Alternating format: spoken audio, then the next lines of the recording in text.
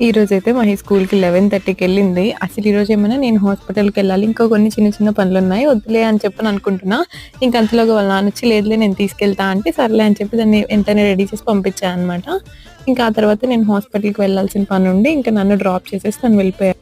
ఇంకా హాస్పిటల్‌లో వర్క్ అది అయిపోగానే నాకు ఆటో బుక్ చేస్తే నేను ఇంకా ఇంటికొచ్చేసాననమాట. ఎట్లనో మహి స్కూల్‌కెళ్తుంది కదలే అని చెప్పనని అన్నీ ప్రాపర్‌గా ఉండాలని చెప్పి దానికోసం ఒక బ్యాగ్ ఆర్డర్ పెట్టాము. ఇంకా బాటిల్ అలాంటివి కొన్ని కొనాలి, లంచ్ బాక్స్ అవి తర్వాత తీసుకుందామని చెప్పని ఫస్ట్ అయితే బ్యాగ్ ఆర్డర్ చేశా. ఎందుకంటే అక్కడ పిల్లల్ని చూసి ఇంటికి రాగానే బ్యాగ్ కావాలని అడుగుతుంది.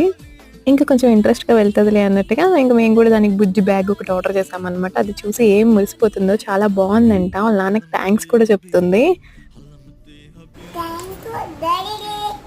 మహి కడుపులో ఉన్నప్పుడైతే స్వీట్స్ అస్సలు తినేదాన్ని కాదు. ఏదో పేరు కోసం ఒకటి అట్లా తినేదాన్ని. ఇప్పుడెందుకో బాగా స్వీట్స్ తినాలనిపిస్తుంది. అందుకని మాక్సిమం ఇంట్లోనే చేసుకుంటున్నా. ఈరోజు గులాబ్ జామ్ చేశా.